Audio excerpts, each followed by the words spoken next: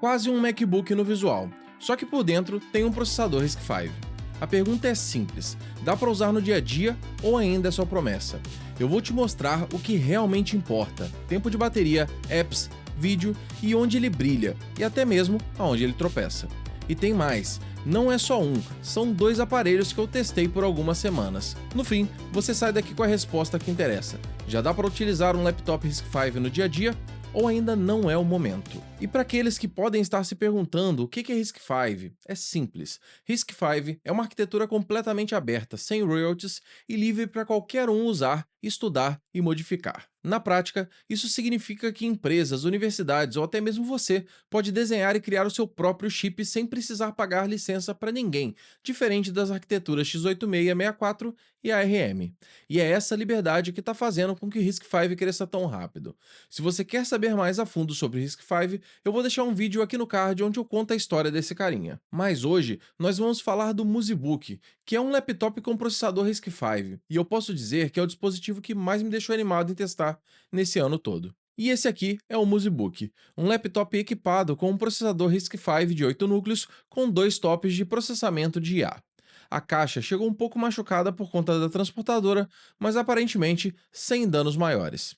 E nessa caixa temos um carregador padrão norte-americano e cabo USB, cabo de desenvolvimento, manuais e o laptop em si. O carregador suporta Power Delivery de 20 volts e 65 watts, mas como é o padrão americano, eu não vou utilizar ele. Eu tenho aqui um carregador da Ugreen que eu uso para praticamente tudo, e ele também suporta Power Delivery de até 20 volts e 65 watts. O laptop é extremamente bonito com um design que lembra bastante um MacBook, só que sendo bem sincero, esse aqui é muito mais interessante.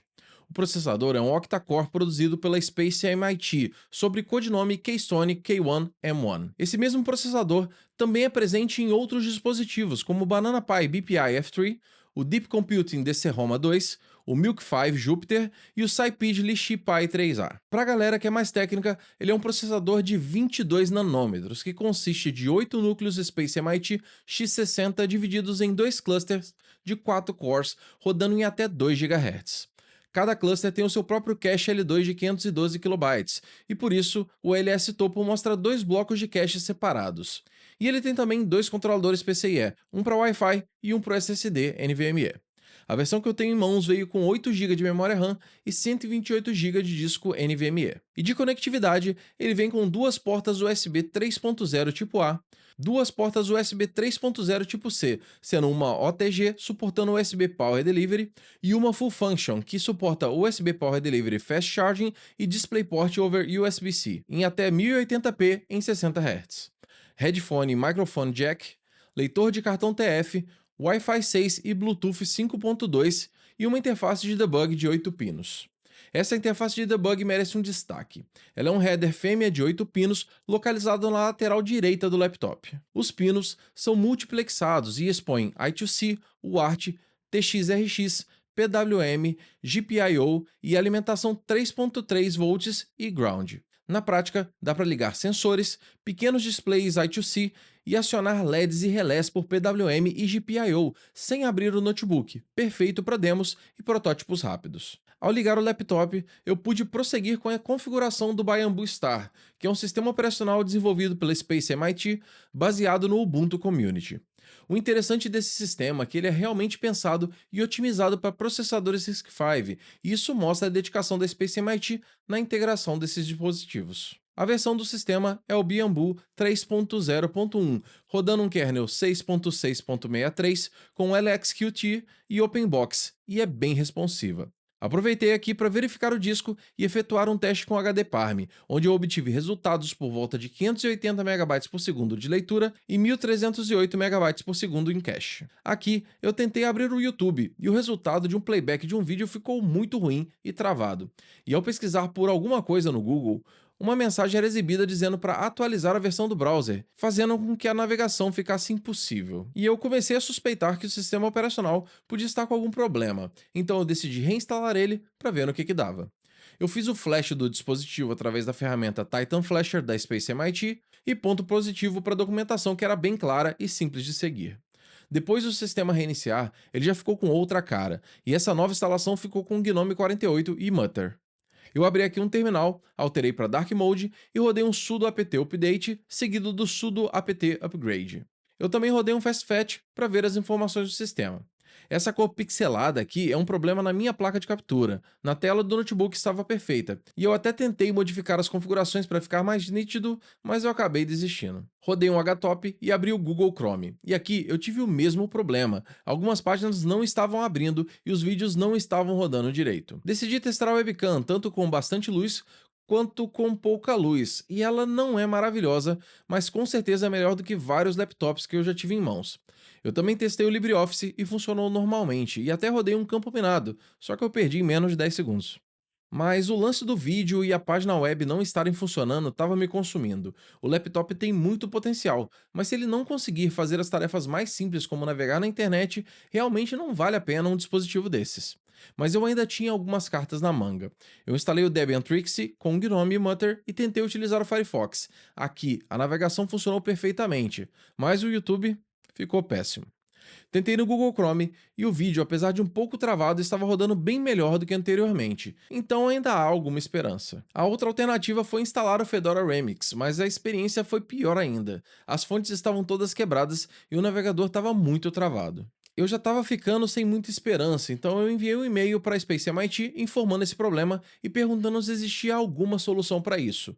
Sabe o que é incrível? Eu fui dormir e no dia seguinte, logo cedo, já tinha um e-mail de resposta deles, dizendo que os engenheiros já haviam resolvido e que eu poderia só atualizar o sistema utilizando a linha de comando, que tudo funcionaria perfeitamente. Eu fiz a atualização do sistema e tudo rodou bem mais fluido, ainda com alguns drop frames, mas sinceramente nada que me impedisse de assistir um vídeo. Foi muito bacana ver que eles responderam e corrigiram os erros rapidamente. Isso mostra o quão empenhados eles estão no desenvolvimento desse ecossistema. Agora, eu quero abrir um parênteses e antes de continuar com o Musibook, eu quero também mostrar um outro dispositivo que eu recebi, que foi o MusicPy Pro. Esse SBC RISC-V tem o mesmo processador que o Musibook. A diferença aqui é o formato e algumas portas diferentes que ele tem. Ele veio com o Bamboo Star na versão 3.0 Beta 1, rodando com LXQT e OpenBox, com 8 GB de RAM e 64 GB de memória eMMC. Esse aqui estava com os mesmos problemas que o Musibook para navegação e playback de vídeos. Só para testar, eu instalei uma versão anterior do Bamboo Star, a 2.1, com GNOME 46 e Mutter. E esse aqui, mesmo numa versão anterior, teve o playback de vídeo sem problemas, mas ainda estava com problema na navegação. Mas depois de atualizar o sistema, todos esses problemas foram resolvidos. E já que esses dois dispositivos têm o mesmo processador e desempenho, eu decidi testar modelos locais com o Olama. Eu abri um terminal em cada um dos dispositivos via SSH e executei o modelo Qwen 3 0.6b e fiz uma pergunta. Apesar de respostas diferentes, ambos ficaram em torno de 23 tokens por segundo. Eu também fiz o mesmo teste com o DeepSeek R1 de 1.5b, e aqui o resultado ficou em torno de 10 tokens por segundo. Infelizmente, por conta da memória limitada, eu não consegui rodar modelos maiores como o Qwen 3 8b, mas eu consegui rodar o Qwen 3 1.7b, e com esse, os resultados ficaram em torno de 9 tokens por segundo. Falando do Musibook, a qualidade da tela é muito bonita, e eu tenho certeza que esse vídeo não vai conseguir mostrar o quão bonita ela é, mas se fosse para comparar com algo, eu diria que ficaria um pouco inferior à tela dos MacBooks. As cores realmente estavam incríveis. Eu também fiz os testes com o Geekbench e os resultados foram os seguintes. Tanto o MusicPy Pro quanto o Musibook ficaram um pouco acima do desempenho do Orange Pi RV2, que também tem um processador RISC-V, mas isso já era esperado. Só para termos de comparação, eu coloquei aqui também o Raspberry Pi 4, que é de arquitetura ARM, e como vocês podem ver, nos testes do Geekbench eles seriam equivalentes. Mas mesmo tendo uma nota parecida com o Pi 4, essa comparação não é muito justa, já que estamos falando de arquiteturas diferentes. Com relação ao consumo de energia, é difícil medir o Musibook, já que ele tem uma bateria interna, mas o MusicPy Pro ficou na faixa de 4.5 watts em idle e 7 watts em pico ao rodar o Olama, o que é muito eficiente, principalmente levando em conta que esses valores são para Linux com ambiente desktop e SSD NVMe. Eu também abri o Musibook para ver o interior dele e é bem simples, basta soltar alguns parafusos e a tampa sai normalmente, nada de travas, é só levantar. O design interno dele é bem simples, bateria, SSD e USB-C. A propósito, esse é um SSD NVMe genérico de 128 GB, mas isso quer dizer que podemos fazer um upgrade para um NVMe maior. A bateria também é genérica de 4.800 mAh, ou seja, dá para substituir ela caso venha estragar. Todo o resfriamento desse laptop é passivo e feito por essa placa de metal. Ao retirar ela, eu acabei danificando um pouco o thermalpad do processador, mas eu não acho que isso seria um problema. E isso aqui é o interior do dispositivo.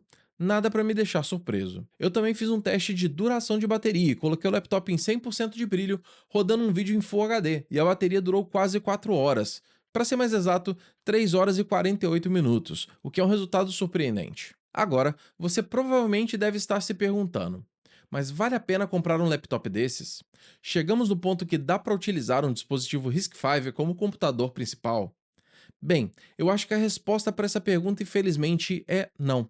Eu não recomendaria que você comprasse um laptop como esse, a menos que você esteja desenvolvendo para RISC-V ou queira explorar esse mundo.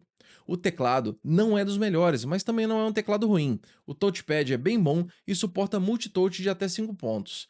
E apesar de uma ótima bateria e uma tela impecável, a experiência não é muito boa. Mesmo assim, eu pretendo utilizar esse computador por algumas semanas mais e ver quais seriam os gargalos em uso real. Na prática, ele não é um notebook voltado para desempenho, e sim uma máquina pensada para desenvolvedores que querem experimentar o que o ecossistema do RISC-V moderno já consegue fazer, mesmo ainda estando cedo em termos de drivers e maturidade. E o MusePy Pro pode ser uma alternativa mais viável caso você esteja procurando um dispositivo RISC-V e o fato de possuir uma tela, bateria, teclado e touchpad sejam dispensáveis. Eu ainda sonho com um dia que o RISC-V vai virar algo comum, com diversos dispositivos e cada vez mais normal de se encontrar.